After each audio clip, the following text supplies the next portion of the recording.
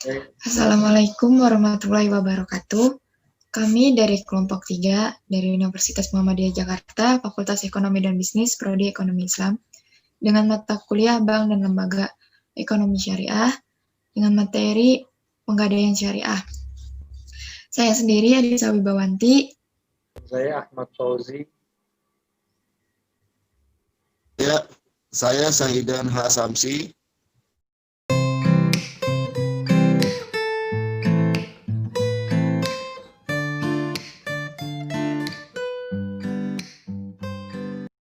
Materi yang akan kita sampaikan yaitu Penggadaian Syariah. Pengertian penggadaian syariah. Gadai atau ran menurut bahasa. Gadai dalam fikih disebut ran yang menurut bahasa adalah nama barang yang dijadikan sebagai jaminan kepercayaan. Sedangkan menurut syara artinya menyandera sejumlah harta yang diserahkan sebagai jaminan secara hak, tetapi dapat diambil kembali sebagai tebusan. Gadai atau ran menurut istilah. Menurut Hanafiyah, ran menjadikan sesuatu tertahan menjadi ada kewajiban yang harus dipenuhinya, seperti utang. Menurut Malikiyah, ran adalah sesuatu yang dikuasai sebagai kepercayaan karena adanya utang. Menurut Syafi'iyah dan Hanabilah, ran menjadikan barang sebagai jaminan kepercayaan atas utang yang dapat dijadikan pembayaran utang apabila orang yang berutang pada waktunya tidak bisa membayar hutangnya. Sejarah berdirinya Penggadaian Syariah. Terbitnya Peraturan Pemerintah Nomor 10 tanggal 1 April 1990 dapat dikatakan menjadi tonggak awal kebangkitan penggadaian. Satu hal yang perlu dicermati bahwa Peraturan Pemerintah Nomor 10 menegaskan misi yang harus diemban oleh penggadaian untuk mencegah praktik riba. Banyak pihak berpendapat bahwa operasionalisasi penggadaian Pra-Fatwa MUI tanggal 16 Desember 2003 tentang bunga bank telah sesuai dengan konsep syariah. Meskipun harus diakui belakangan bahwa terdapat beberapa aspek yang menepis anggapan itu. Konsep operasi penggadaian syariah mengacu pada sistem administrasi modern, yaitu asas rasionalitas, efisiensi, dan efektivitas yang diselaraskan dengan nilai Islam. Fungsi operasi penggadaian syariah itu sendiri dijalankan oleh kantor-kantor cabang penggadaian syariah atau unit layanan gadai syariah itu sebagai satu unit organisasi di bawah binaan divisi usaha lain Perum Penggadaian. Penggadaian syariah pertama kali berdiri di Jakarta dengan nama Unit Layanan Gadai Syariah atau ULGS. Kemudian berkembang di kota-kota besar seperti Semarang dan Surabaya. Dasar hukum ran dari Al-Quran, ada Al-Quran surat Al-Baqarah ayat 283. Jika kamu dalam perjalanan dan bermuamalah tidak secara tunai, sedang kamu tidak memperoleh seorang penulis, maka hendaklah ada barang tanggungan yang dipegang oleh yang berpiutang. Menurut hadis, sesungguhnya Nabi Shallallahu Alaihi Wasallam membeli bahan makanan dari seorang Yahudi dengan cara berutang, dan beliau menggadaikan baju besinya. Hadis riwayat Al-Bukhari nomor 2513 dan Muslim nomor 1603. Terus ada ijma para ulama telah sepakat bahwa telah disyariatkannya gadai ini karena telah dipraktikannya sejak zaman Nabi Muhammad SAW sampai sekarang dan tidak ada seorang pun yang menentangnya.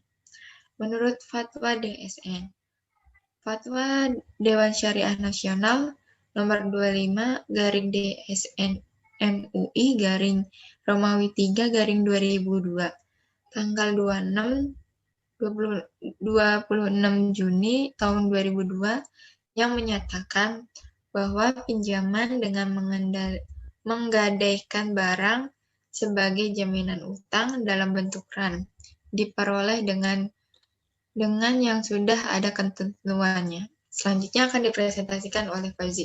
Selanjutnya ada rukun rahan.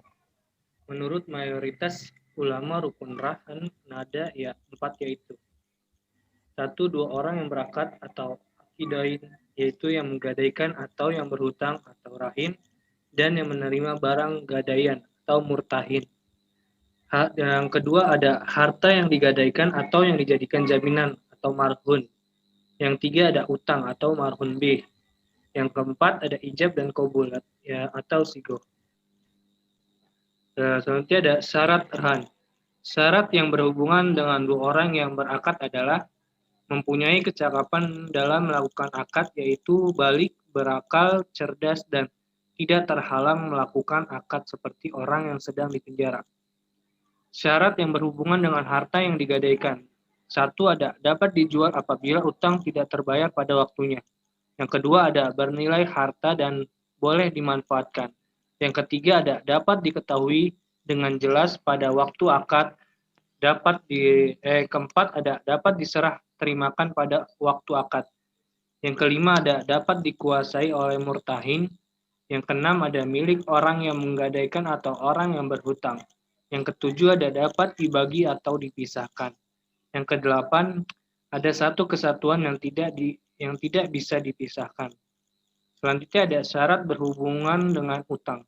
Yang pertama ada merupakan hak yang harus dikembalikan kepada rahim. Yang kedua ada memungkinkan dapat dibayarkan dengan marhun. Yang ketiga ada harus jelas dan tertentu.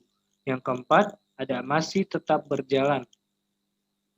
Selanjutnya ada syarat yang berhubungan dengan ijab dan qabul. Yang pertama diungkapkan dengan kata-kata yang menunjukkan akad gadai yang lazim diketahui masyarakat, baik dengan ungkapan kata-kata atau petunjuk jelas. Yang kedua ada dilakukan dalam satu majelis. Maksudnya kedua belah pihak yang melakukan gadai hadir dan membicarakan topik yang sama, atau antara ijab dan qabul tidak terpisah oleh suatu yang menunjukkan berpalingnya akad menurut kebiasaan.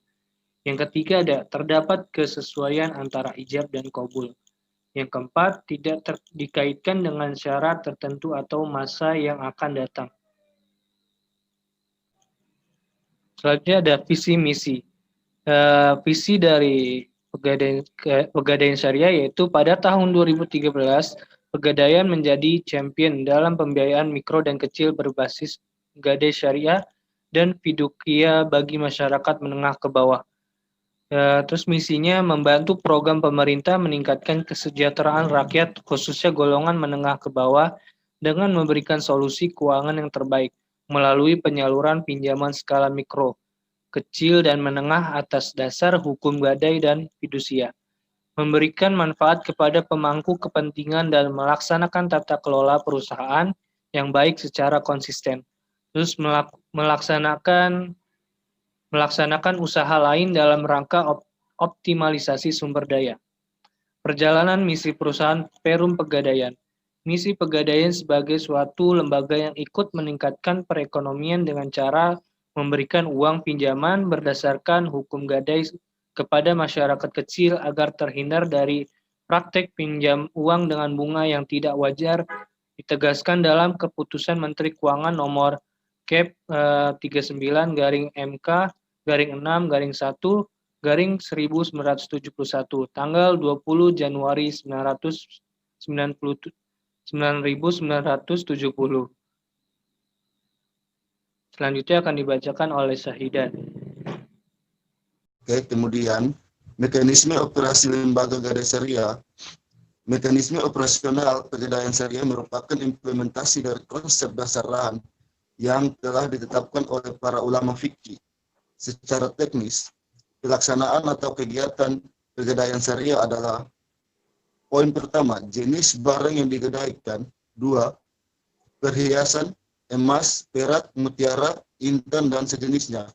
3, peralatan rumah tangga, perlengkapan dapur, perlengkapan makan atau minum, perlengkapan bertanam, dan sebagainya. 4, biaya kendaraan, sepeda ontel, sepeda motor, mobil, dan sebagainya. Biaya-biaya yang dikenakan dalam pegadaian syariah meliputi biaya administrasi dan biaya penyimpanan barang gadai. Ya, untuk kemudian ketentuan umum pelaksanaan. 1. Kedudukan barang gadai. 2. Pemanfaatan barang gadai. 3. Risiko atas kerusakan barang gadai. 4. Pemeliharaan barang gadai. 5. Kategori barang gadai. 6. Pembayaran atau pelunasan utang gadai. 7. Prosedur pelelangan gadai. Next. Ya, untuk kemudian manfaat dan risiko RAN. 1. Menjaga kemungkinan nasabah untuk lalai atau bermain-main dengan fasilitas pembiayaan yang diberikan. 2. Memberikan keamanan bagi segenap penabung dan pemegang deposito bahwa dananya tidak akan hilang begitu saja. Jika nasabah peminjam ingkar janji, ada suatu aset atau barang atau marhun yang dipegang oleh bank. 3. Jika RAN diterapkan dalam mekanisme pegadaian, maka akan sangat membantu saudara kita yang kesulitan dana terutama di daerah-daerah. Kemudian, adapun risiko yang mungkin terdapat pada RAN apabila diterapkan sebagai produk adalah 1. Risiko tak terbayarnya hutang nasabah atau disebut wan prestasi. 2. Risiko penurunan nilai aset yang ditahan atau rusak. Lanjut.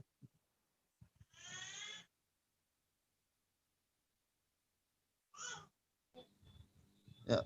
Persamaan dan perbedaan gadai syariah dan gadai konvensional. Persamaan gadai syariah dengan gadai konvensional. 1. Hak gadai berlaku atas pinjaman uang. 2. Adanya agunan barang jaminan sebagai jaminan utang. 3. Apabila batas waktu pinjaman uang telah habis, barang yang digadaikan boleh dijual atau dilelang. Perbedaan gadai syariah dengan gadai konvensional.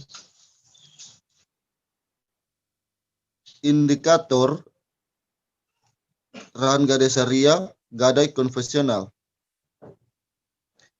yaitu konsep dasar untuk gadai syariah, tolong-menolong jasa, pemeliharaan barang, jaminan. Untuk gadai konvensional, profit oriented, bunga dari pinjaman pokok atau biaya sewa modal. Jenis barang jaminan, barang bergerak dan tidak bergerak. Hanya barang bergerak. Indikator beban, RAN, biaya pembiayaan, gadai konvensional, bunga atau dari pokok pinjaman. Indikator lembaga, RAN, hanya bisa dilakukan oleh lembaga atau perum penggadaian. Gadai konvensional bisa dilakukan perseorangan. Indikator perlakuan RAN, dijual kelebihan dikembalikan kepada yang memiliki. Gadai konvensional dilelang. Next. Sekian presentasi dari kelompok 3, kurang lebihnya mohon maaf. Terima kasih juga udah nonton video ini. Oke, dadah.